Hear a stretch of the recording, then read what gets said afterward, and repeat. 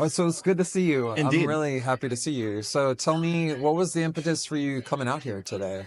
I think it's about understanding where people's heads are because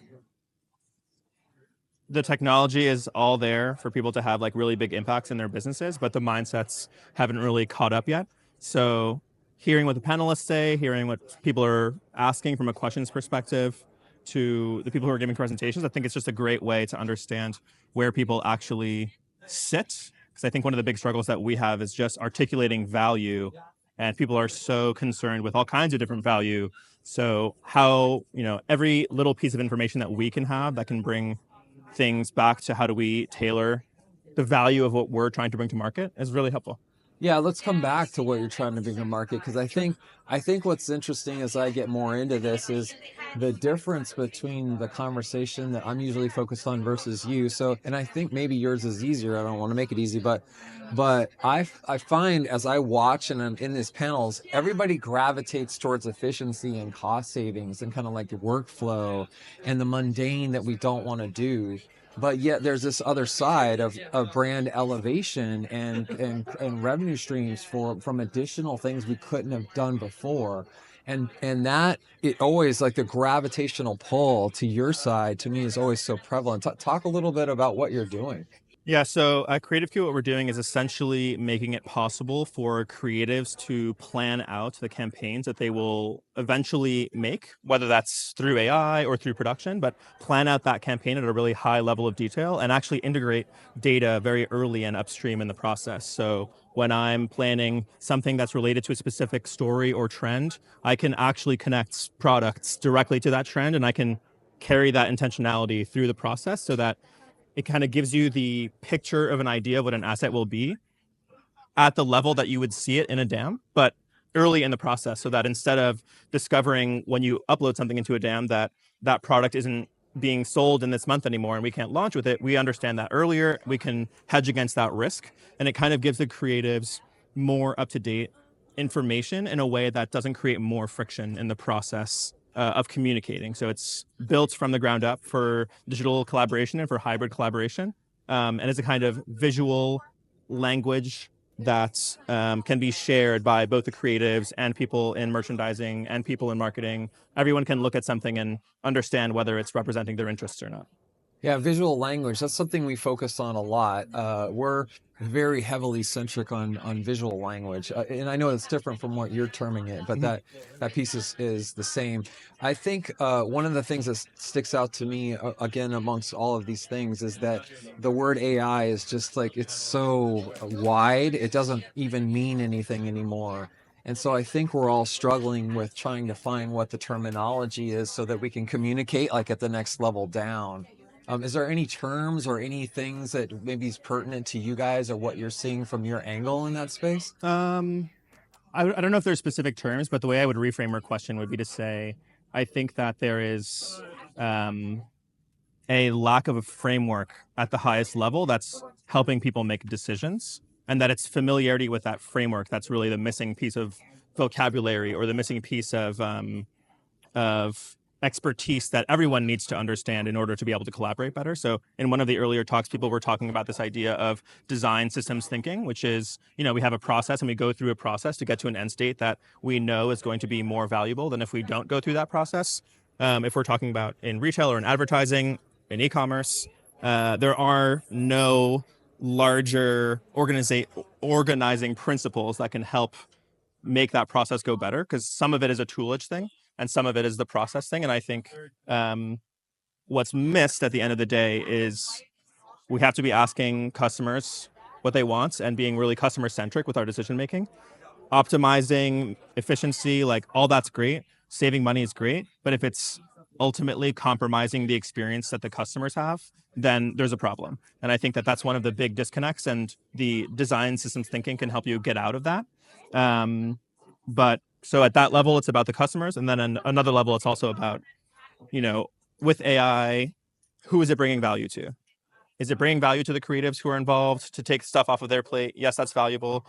Are you compromising the customer experience in that process? Like, you should test that and find out if that's true or not, and have a kind of high level strategy and thinking about it. I think everyone kind of wants AI to be the out of the box kind of easy solution. And that's just not true. It's never been true.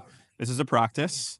You make investments, you experiment, but you have to have the expectation, you have to have the values in place, and you have to have the expectations that it's not a problem that gets solved overnight. It's a problem that gets solved over many iterations over a long period of time. And you have to back up that investments. It's like the highway system in America. If you don't pay to have new concrete put down for the highway to stay working, then that investment doesn't live as time continues to go. Yeah, from my perspective, I think the intensity around intelligence and AI is putting a spotlight on design system thinking, but also design systems graphically.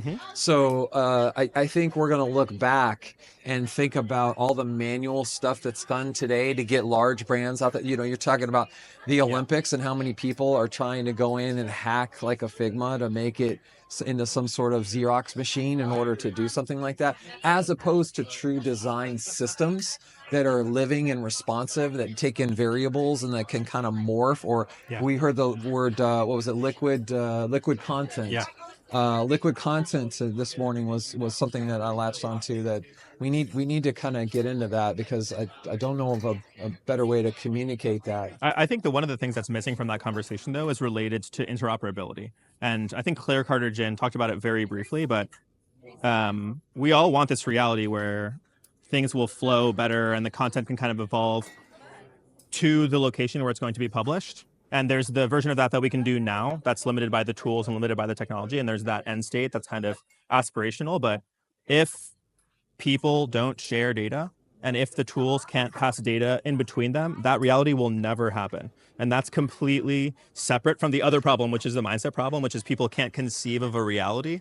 We've been conditioned so much that the outside of the box thinking is often not actually outside of the box, but the data and sharing it and being, I don't want to say like open source, open-ended, but you have to make it easy to pass information between place to place. Those people who try to bring all that in-house and make it a kind of super app that does everything, like, it's going to be really expensive, and then it's going to be really hard to maintain all that infrastructure. Like, be really good at what you're doing in your corner as a vendor or as someone who's building software, and make sure that you can leverage really good partnership relationships. But the incentives are really messed up because the brands want the out-of-the-box thing that they don't have to manage, and that just kind of works. And the people who will win long-term are the people who can reconcile with that discomfort, and the people who will lose won't. And it won't matter how much of a incumbent you are, because, there's too much competition in the market, even for those people. Yeah. And from my perspective, we talk about data. I think from what I'm seeing, at least, the combination of natural language and understanding what you're after, and then also the inference of being able to look at the data set to at least say what's there, that to me, I think, is also underestimated, because people are still used to trying to navigate their way to a spot instead of saying, just give me the end state and having it come back. So I think I have a lot of hope that will start to resonate even more, and being able to unlock those pieces. So what's next for you? We are thinking about our go-to-market strategy. I think the big difficulty with any software service providers, but for us specifically, is that articulating the value in this space where it's really about the tech stack fitting together. I think we kind of sit in the kind of second or third rung of the tech stack. So really being able to find those people who are at the right point in their cycles where they have the right pieces of infrastructure in place, where bringing somebody like us into their workflows will really be a tremendous net benefit, is really hard.